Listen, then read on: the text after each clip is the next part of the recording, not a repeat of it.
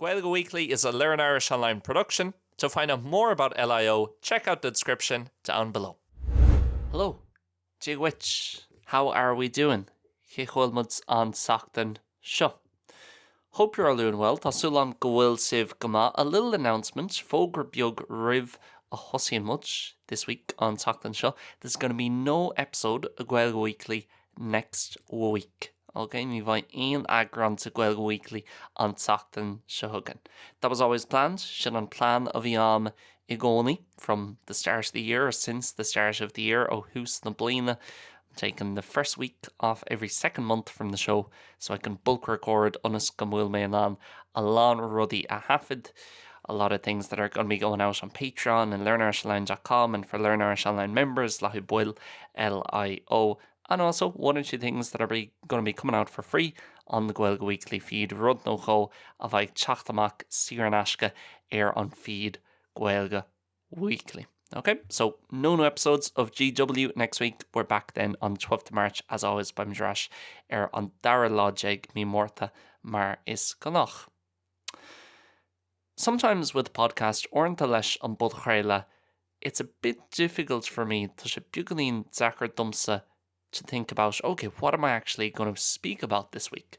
Cin rud a bhfuil mé chun labhairt faoi an Sachtán Seo. You know, it's a great job, and I'm very privileged to be able to do podcasting as the main part of my full-time job. It's more an privilege chun bheith in an pulchreilteoirt a dhéanamh mar an príomhrud I mo phost. But it is tricky sometimes in the sense of half an hour is a long time to fill lá or sin fada le líonú, and to talk about different topics after 130 episodes threis céad is truck agron orintha bíonn sé beagnaí dachar chun taxús le smaointe. You know, a lot of the weeks the story or whatever I'm going to speak about kind of speaks itself or writes itself, as we would say, orintha bíonn sé an éasca chun topic all. Agus ní bhíonn a topic around you. I don't have to choose a topic per se. But it's more so something happened over the weekend and it makes me think, oh, I'll speak about this. Or maybe if it's the start of summer, I'll speak about summer and my plans for the summer. Mas rudé goil muidir hús an thabhairí le rómé faoin saorágs na planana atá most weeks it's kind of fine. But yesterday, I'm recording this on Tuesday, but I normally record the other versions of the podcast on Monday to make tafadú inniu an mórch ach jegna bín méid déanú an Dhaoine eile sin fudcraile an nún, and that's what I did yesterday. Sin cad a rinne mé inné. And I was finding it tough in the mornings to think about, okay, what am I actually going to speak about? Cin rud a bhfuil mé chun labhairt faoi. And so often what I'll do is I'll go out for a walk on the Monday morning, rach me amach siúlóids mads an Seolún, and I'll either be thinking about different things in my head that I can talk about by me labhairt faoi rudí éagsúla lom haon I me insín rudí gur féidir lom labhairt fuhu, or what I might do and what I did yesterday, rud a dhéantain agus rud a rinne mé inné, is I'll put on a podcast or something that I kind of find inspiring or something that I can relate to, leagan beidir thugann inspráid nó spragu dom, something that gives me kind of inspiration or motivation. So yesterday I was listening to one of my favorite podcasts, bhí mé géisteach le cheann to na podcrailtaí is fearlam, and that's the Tommy Tiernan podcast, otherwise known as Private Investigations. Sin an podcraile le Tommy Tiernan, freshen Gleater Private Investigations I think he changed the name at one point, Daithrí sé an tanam ag pointe amháin. And for me, that podcast is the gold standard of solo podcasting in terms of what I like, and almost in a way what I'm trying to do with Gaeilge Weekly. Dumsa tá sé sin mar an ord caidzán agus an caidzán furfa Madra le solo podcasting agus podcrailtaí a dhéanamh I the éonar. And that's kind of what I'm trying to do. Sin an rud sais a bhfuil me ag déanamh iireacht a dhéanamh leis an podcraile seo. Now, anybody who's listened to Private Investigations, and I'd highly recommend it, gan náis bhfuilhin go mór I would definitely say it's not exactly what I'm trying to do with Gaeilge Weekly. Far from it, níl sé díreach mar an rud céanna ó bhfuil mé ag déanú le Gaeilge Weekly nó bhfuil mé ag iarraí a dhéanú le Gaeilge Weekly. It's a lot more abstract, as Tommy Tiernan can be with a lot of stuff. Mar a bhíonn Tommy Tiernan le lán rudí speaking about one thing 1 minute and then going off to something completely different. Ag láirt faoi rud amháin, nóid amháin agus an sin ag dul go rud éigean go thomláin difriúil. And speaking about things that can get a bit crazy and wild sometimes, ag láirt faoi rudí a bhíon beaglín cracháilte agus fion orintha, which is part of the reason I liked it. And that's not what I'm trying to do with Gaeilge Weekly. When I say Jerem, it's kind of what I'm aiming for. It's not to make a copy or an Irish version of Private Investigations, ní mé géirí leagan Gaeilge, to Private Investigations. But I'm trying to, I guess, achieve what he's doing in terms of how honest he's being and the way he's structuring the show. Cé gcomhpháirtíocht agus a bhíonn sé haon ar an show agus freisin an structúr a thugann sé dá show haon to his own show. That's what I'm going for more so. It's an interesting thought, actually, a smaoinú simile in terms of creating stuff. Maidir le bheith crothú rud éigean. Anybody who listens to the podcast often aon duine a bhíonn ag éisteacht leis an bul chraoladh go minic, they'll know I'm a big Oasis fan, is fan on the words of Oasis me hain. And not just in terms of their music, which I just had on before listening or before recording this podcast, we are Seol am tíre chruibh an pulchraile seo a hafid, but it's also Liam and Noel Gallagher and the type of people they are. If I could do an interview with anyone in the world, I think it would be Noel Gallagher. Tá méach mé an pulchraile or aglah le aon duine dhaoine ceapam go méach sé mar Noel Gallagher, and not just asking about Oasis and the songs, because that's kind of been done, but tá sé sin Déanta chun ceist a chur faoi árán Oasis agus albumí Oasis, but more so níos mó ná sin his view on life and his thoughts on different stuff and creativity and writing and a chud smaointí ar rudí difriúla a bheith crothaíocht agus a bheith scríb. And one of the things he says is that a lot of the Oasis songs, they were not Rob's ní Gaeilge, but he can explain, well, he got the idea for this song or that song directly from a song that came out before from maybe the Beatles or the Stone Roses. Beidir thug sé an smaoinú, a nice way of phrasing it in Irish. He took the idea, thug sé an smaoinú ó árán a tháinig amach fiche nó trucha bliain roimhe hin le the Stone Roses, no the Smiths, no the Beatles, and basically not copied it, ní airna sé copte. In some cases he did. Anyone who knows the song Shaker Maker by Oasis will know that's a straight rip-off from Coca-Cola. Aon duine a bhfuil aithne acu ar an árán Shaker Maker le Oasis by éasca gur rip-off díreach agus just 100% copy atá gin árán cáiliúil ó Coca-Cola. Ach he kind of makes the point more so that nothing is original, especially with a guitar. Gohori modulation guitar, like there's only a certain amount of chords, so therefore everything is a copy of everything else. Is cope by gachrad to gachrad, and you just have to put your own little spin on it. And of course, one of the best ways of doing it is through the lyrics and slightly different strumming pattern or whatever. I'm not here to talk about music, so it's maybe a more closed example. Beidir gur sample buganí níos dúnta because there is a limit to how many chords you can play and how many different things you can do with the guitar. Tá során maidir leis an méid rudí nó an irid rudí gur féidir le déanú leis an guitar. In terms of podcasting, in terms of speaking, okay, of course there's a lot more and it's a lot more open. Tá sé bhád níos oscailte agus tá níos mór rudí ó bhfuil tú an déanú, but I think one of the most interesting things in terms of taking inspiration, because naturally you'll have to, if you're creating anything, má tá tú ag crothúin rud go nádartha, you'll take inspiration and even subconsciously gan a bheith ag smaoinmhar, you'll kind of mimic other people. In terms of my work, might be mimicking other people who speak on podcasts, ag déanú sais imitation de daoine eile ag labhairt ar fud chraoltaí, whether it be Joe Malloy on Injo Sport or Tommy Tiernan on Private Investigations or these different people I like na daoine dearfriúla seo a hat níon lum.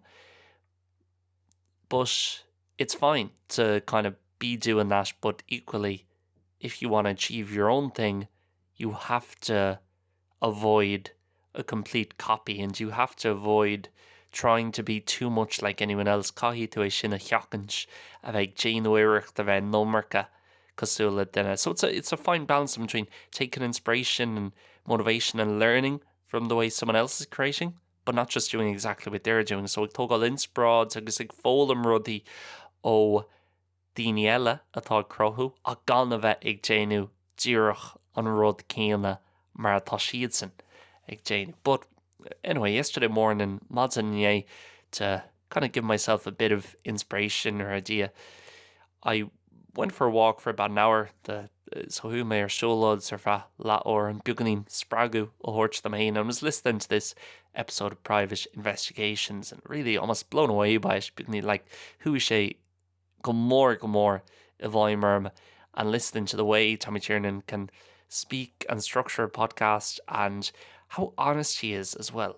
Céamh macánta agus atá sé chomh. And it made me think about my own podcast and about Gaeilge Weekly. Chuir sé mis ag smaoinú faoi mo fud creile hain agus chuir sé mis ag smaoinú faoi Gaeilge Weekly. And I guess with this podcast I've always had kind of two goals. Stocha leis an bud creile seo I gcónaí bhí agus tá gá aim nó gá spruch am leis an bud creile seo. Of course, the first one is I want to help people understand Irish better. Tá mBéarla go mbeidh daoine an Gaeilge a hiiscint níos fearr and that people can have more Irish in their daily life. Go mbeidh níos mó Gaeilge ag daoine in a Seol léithúil. Through listening to this podcast and the different versions and it being more accessible, agus na leagnacha dearfriúla agus bhfuil sé níos éasca hun rucht an a bheith ad ar an Gaeilge to kind of have access to Irish and have it in your daily life agus I a bheith ad in the Seol léithúil. But as well as that, the second thing, and this is probably more of a personal thing, beidir go rud níos percentage seo, is I want this podcast to be something you would listen to. Yes, you listening. Tá mBéarla go mbeadh an podcréile seo rud éigean a déistá leis, yes, tosa, géisteach le seo, something you would listen to even if it was in English, if you dá mbeadh sé I mBéarla. Now, it's kind of tough to say that in a way. There's a big needs actor on the general because, of course, this is a solo podcast. I'm the only one speaking on here. Especially on tain dinner a bhíonn ag labhairtear an show. And I guess that's kind of just another way of me saying I want you to think what I'm saying is somewhat interesting. Tá mBéarla go ceapan tú hain gúil na rudaí atá le rá amsa gúil siad simú. Because otherwise, why would you be listening? You're not going to listen to a solo podcast unless you're somewhat interested in what the person has to say. Muna bhfuil siméigean ad sna rudaí atá le rá ag an duine ag déanú an fud creile the person doing the podcast. But it's always been important with me gcónaí bhí si tábhacht the dom. I guess you can connect it to the first thing that the an ceangail sin dhéanamh le sin agus an chéad rud a dúirt mé, the kind of first point that is to do more with the Irish language itself and helping people. Tá buint níos láidre ag leis an Gaeilge agus ag carú le daoine maidir leis an Gaeilge that, you know, if something's more interesting, people are more likely to listen and share it and I guess learn more as well. Tá níos mó seans ag daoine go bhfuil moille siad níos mó agus go mbeidh siad níos mó taitneamh as an bulchrail agus scoil siad chun an podcrail arrange. But I think especially with Irish Goria maidir leis an Gaeilge, you know, I'll be speaking about this in a few weeks for the Seachtain na Gaeilge episode by Meg Larch faoi seo ag an cúpla seachtain don agran le haid seachtain Gaeilge. It's the only time of the year I ever speak about the language on the podcast, just saying an tain am I ri na bliana ina mím ag labhairt faoin Gaeilge agus ag labhairt faoin deanga I haon ar an podchrailes for one episode on Seachtain na Gaeilge, which is going to be in 2 weeks' time. A bhaid ar Seol, nó bhaid ag dul amach ag an caiiciis. So I don't want to speak about it too much today. Ní mé gur labhairt numcha faoi inniu, but I guess with Irish, there's so many materials and so many podcasts and videos that are in Irish, but they're also about the Irish language itself. Tá trí bhean na Gaeilge a commála sin tá siad faoin Gaeilge I héin agus faoin deanga I héin, or about the Gaeltachts or about agriculture, Irish history, and that's fine. Tá sé sin ceart lore. But it's something that's not done in other languages. Rud nach néantar I deangacha eile é. You know, when the people are going to Italy to learn Italian, they're not reading or listening to stuff about the Italian language. Níl siad ag léamh nó ag consuming mar dearfá I mBéarla rudaí maidir leis an ndáilis I héin. And so it's always been important to me that Gaeilge Weekly is about more than just something that you listen to in Irish. I gcónaí tá sé dachar or tá sé tábhachtach dom go mleisceil Gaeilge Weekly mar rud éigean atá níos mó ná just, okay, rud éigean as Gaeilge a bhíon mé ag éis the clash. If that's the case, that's fine, by the way. You might not be interested in the stuff I talk about at all. Seans má nach bhfuil aon simad sna rudaí ó bhfuil mé ag labhairt fiú gach seachtain, and you do listen more than anything because of the Irish níos mó na aon rud eile maidir leis or margheall ar an Gaeilge. But I also want it to be somewhere where, again, I'm not trying to change people's opinions on things. Ní méid déanamhíocht chun mion dhaoine a athrú ar churbe, but hopefully just give one or two things to maybe think about. Beidir chun rud nó chó a hortstíh, rud nó chó gur féidir libh smaoine fiú. You know, it doesn't have to be anything big or serious. Ní chaith sé bheith rud on a war agus dhaoine. But I want the podcast to be honest as well. Tá mé géirí go bhfuil an polchréile Macanta, and that's again listening to Tommy Tiernan yesterday. I listened to 3 or 4 episodes in the end. We make éisteach le cúpla agrán difriúil trí nó cheire agrán sa deara. And for some people who don't kind of get what he's on about or what he's talking about, landíní beidir nach diggin na rudaí ó bhfuil sé ag labhairt fiú who they might just think, oh, this is just some, you know, he's off the wall just speaking about X, Y, or Z. But tá sé bíonnaí crackall sé ag labhairt faoi X, Y, or no Z. But in reality, in nDáiríre, I think it's amazing how honest she is on the podcast as well, and that there's not kind of this type of facade, as we'd say in English or in French, mar dearmid mBéarla, or it's probably a French word, seans má gur focail Frankíise a dhaoine, so mar a dearfá as Frankish. But there's not this kind of act, which I think there is with so many different types of media content, and the long media contents difriúil. I always say I would hate working in television, not because I don't like being on camera. I'm fine being on camera, tá mé lánsásta an bheith ar camera, but having done my degree in journalism tar éis dom mo chéim a dhéanamh ar an iarasóireacht, I realized a lot of stuff that's on camera, it's very fake. Tá sé an a bréagach, everything's set up, so you know, you might be watching a TV show and someone knocks on a not talking about drama here because obviously that's set up, but a documentary or whatever, chlorfásnate, no rud éigean mar sin, like someone knocks on a door to go interview someone and they open up and say, oh, welcome in. But that was all set up, you know, the setup of bhí ann lá sin, and they were inside together a few months before, and they said, well, I'll go out now, and when I knock on the door, you open, or dhéanam mise clog ar an doras caithfidh thosaitheoirí interviews, they start again, and it's not, and that's fine. And again, I appreciate for TV to look as good as it does in the end. Hon an telefíse agus seónna telefíse a bheith chomhmaith agus cossuntasach mar tá siad, they have to do it like that. Caithfidh siad a dhéanam mar sin. It's one of the reasons.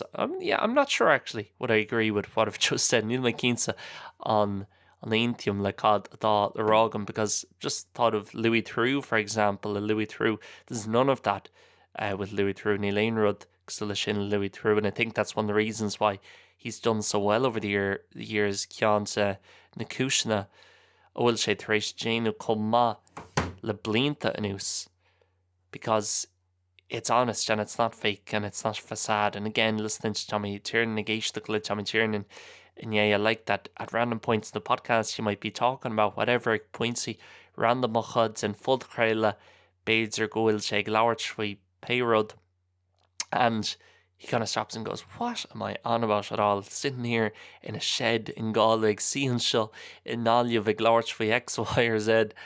and I'm going mad off the wall.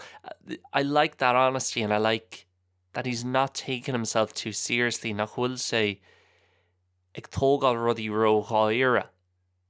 And he realizes ultimately as much as you can place importance on something, cé go fadis gur féidir le tábhacht nó béim a chur rud éigean. Really, what is Gaeilge Weekly, for example, but it's just me in my office, as I say. Really, it's my bedroom. If I dearm gminnic, really, my humor culta down, and I'm just speaking away for half an hour, trying to fill the time until I get to 30 minutes. Gina Workton on Tom, Leanú, Riv, or Rickham, or Truckanomid, and then I hit stop, and then I edit it, I put it out, and I get on with my life. I think there's a lot of stuff that are so fake nowadays. Tá méid sin rudí atá chomh-bréagach na léithin de seo. And again, on private investigations, I like how Tommy Tiernan not, obviously he's in a fortunate position in terms of probably has enough money to get him to the end of his life and for his family and all that. Tá rohan airgid aige, hon marachtáil an chud eile, tá Seol agus le haid a chláán freisin. And he doesn't need to be doing things with kind of the commercialism in mind and how am I going to make money out of this cén chuí bhfuil mé hon airgid a hille astro, which is obviously a nice position to be in and not one many people are, agus níl a lán daoine san áit sin. Or not a lot of people kind of have the attitude of, well, I'll just make something I want to make and that's the start and the end of it. Tá mé an rud ag an chrothú a bhfuil mé gurí crothú agus sin tús lór agus dearide the start, middle and end of it. With Gaeilge Weekly, obviously it's part of my job, tá sé mar chuid fust, but I also like the idea of more and more just moving towards this is somewhere where I want to express something that hopefully people can relate to, agus rud ag an a chur nua le cúna dé a bheith daoine an relate agus a bheith daoine an tuiscint agus beidir rud nó go a ólam as an bud chreile seo freisin, hopefully to learn one or two things from this podcast outside of just the Irish language itself. Tíomh mu den Gaeilge I héana.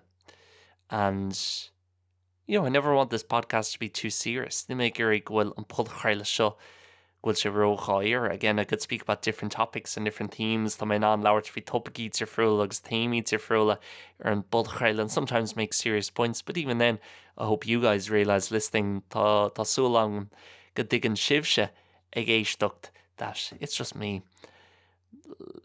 shouting out a few opinions or a few ideas or trying to fill a bit of airtime, and I don't want ní mé géirí that the podcast is in any way fake or trying to be something that's not actually déanúireacht ever rud éigean nach bhfuil sé. And so that's really important to me. And again, one thing I really admire from Tommy Tiernan's podcast, rud éigean bhfuil lán mass agam maidir le pod chreile Tommy Tiernan, how honest it is, cé go macánta agus atá sé, how real it is, cé go fear ag fearnach agus atá sé, and yeah, that it doesn't take itself too seriously. Nach bhfuil sé ag tógáil I híon róáire and making too big a deal out of anything agus gan a bheith déanamh this big deal or rud more as éon rud. Aside from that, I think the way Tommy speaks and his pauses and his intonations agus na rudí maidir le sin agus an chuí a bhíonn sé ag labhairt, I think that's again like the gold standard really. And the way the podcast is produced and how simple it is, cé go simplí agus atá seach an production beag atá an bud chreile. For me, it's the perfect solid podcast in so many ways. But again, it's not trying to be something it's not. Níl sé déanúireacht gan a bheith mar an rud mar atá sé. And it's being very honest agus tá sé macánta, and that's something I'm kind of striving for and always want more and more in terms of Gaeilge Weekly. Tá mé géirí níos móds an rud sin like Gaeilge Weekly, and for just, for this just to be in a world where everything is so complicated, is Seol in a bhfuil gacrad có costa, and that there's so much anxiety about this and worry about this and overthinking agus imní agus sports agus ag smaoinm an numarcha. And same for me, I'm not going to pretend that I have everything figured out. Níl mise chun cur Gaeilge bhfuil gacrad sorted nó sucríthe amsa níor churbe not at all. I just want this podcast to be half an hour of being able to chat away and hopefully for you to enjoy it and for that to be it. La or Michelle Lart, thosaitheoirí ar fad la orgs. That's it, Shinné. So I hope that's made some type of sense. Thosaitheoirí go leagan le sin. As I said, I'd highly recommend anyone to check out Tommy Tiernan's podcast. Wulhin go mór dhaoine hun check a dhéanamh agus éisteacht le podchéile Tommy Tiernan. It is really good. I'm not talking about THL, by the way, the one that he does with two other people. Nimig Larch for THL and Chian a dhéanann sé le Birchell. It's the one he does solo by himself. It's lesser known. Níl sé cóbhcáiliúil mar a THL, but it's definitely worth a listen, especially if you enjoy Gaeilge Weekly. It's like a much better version of Gaeilge Weekly, but in English. You can Gaeilge sin freshen. There's a bit of Irish in there from time to time. Tommy was a big fan of the Irish language and lives very close to me in Galway, or lives very close to where I grew up in Galway. Tá sé in the Chónaí an Chóngrach domsa agus, well, ní domsa nish, mar dom sé Seol ach an áit Gurbasa Mahain in Nálíomh, the place where I myself am from in Galway. So that's pretty much it for the podcast this week. Sinead Lahai on Podchéile an Sachtan Show. Just a reminder, if you would like way more stuff from Learn Irish Online, head to patreon.com/Learn Irish Online to become a Learn Irish Online member. You get access to way more stuff over there, a load of different shows, such as Moille Saran, Éasca, Léirish, Button Locho, leafa, bonus episodes of Gaeilge Weekly, PDFs of all the most difficult vocab used in Gaeilge Weekly, topic breakdowns. I could go on and on and on. You get access to our full archive of content over there for only €10 a month plus VAT, and there's a 7-day free trial available if you would like to check it out for a week before committing to signing up. You can also search Learn Irish Online on the Patreon app, or as I said, the link patreon.com/Learn Irish Online, and all our courses, our self-paced lifetime access, top of the range courses available at learnirishonline.com. Our comprehension course, our level up course for those looking to improve their level in the language with structure, with planning. And as I said, it's self-paced, it's lifetime access. You can use it as many times as you want and spread it out over a year, a month, a week, however long you may like. So, Sinead on Sachtan Show. Guys, thank you very much for listening. Míle buíochas as a bheith. Looking forward to listening to you guys again. Or speaking to you guys again in 2 weeks. As I said, no podcast next week. Tá méid súil go mór le labhairt libh arís I gceann caiiciis mar dúirt me níl aon podchéile an Sachtan Show chugainn. So see you guys on the 12th of March. Feic mé ar an Déardaoin ní mórta sibh. Goodbye and God bless. Slán agus beannacht.